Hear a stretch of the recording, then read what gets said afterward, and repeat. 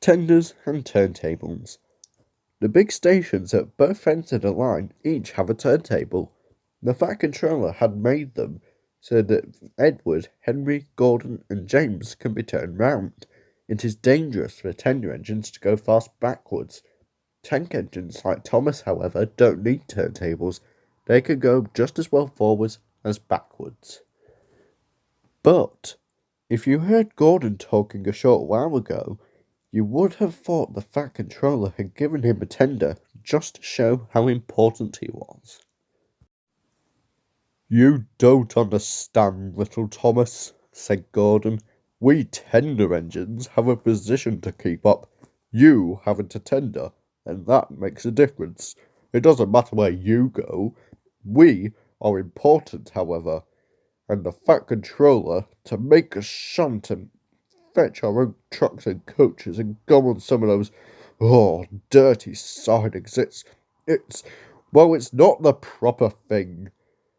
And Gordon puffed away in a dignified manner. Thomas chuckled and went off with Annie and Clarabel.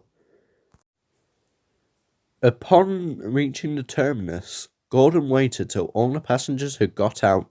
Then, groaning and grumbling, he shunted the coaches to another platform. Disgraceful! Disgraceful! He hissed as he ran backwards to the turntable. The turntable was in a windy place and close to the sea. It was only just big enough for Gordon, and if he was not on it just right, he put it out of balance and made it difficult to turn. Today, Gordon was in a bad temper, and the wind was blowing fiercely.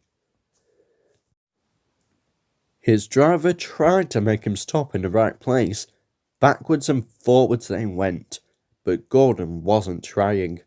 At last, Gordon's driver gave it up. The fireman tried to turn the handle, but Gordon's weight and a strong wind prevented him. The driver, some plate layers, and the fireman all tried together. "It's no good," they said at last, mopping their faces. "Your tender upsets the balance. If you were a nice tank engine, you'd be all right. Now you'll have to pull the next train backwards."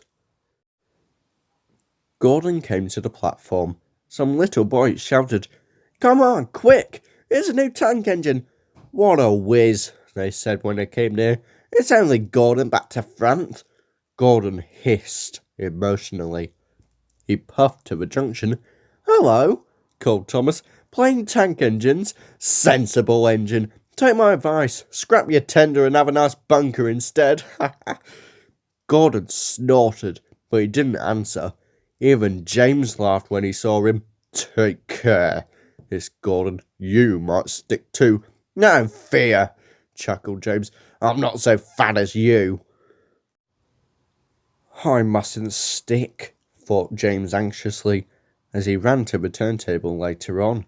He stopped on just the right place to balance the turntable. It could now swing easily. His fireman turned the handle. James turned, much too easily. The wind puffed him round like a top. He couldn't stop. Whoa! Whoa! At last the wind died down, and James stopped turning. But not before Gordon, who had been turned round on the loop line, had seen him. "Well, well," he said, "are you playing roundabouts?" Poor James, feeling quite giddy, rolled off to the shed without a word. That night, the three engines had an indignation meeting. "It's shameful to treat tender engines like this. Henry gets whooshed by elephants. Gordon has to go backwards and people think he's a tank engine. And James spins round like a top and everyone laughs at us. And added to that, the Fat Controller makes us shunt in dirty sidings." "Oh!" said all three engines together. "Listen," said Gordon. He whispered something to the others. "We'll do it tomorrow. The Fat Controller will look silly."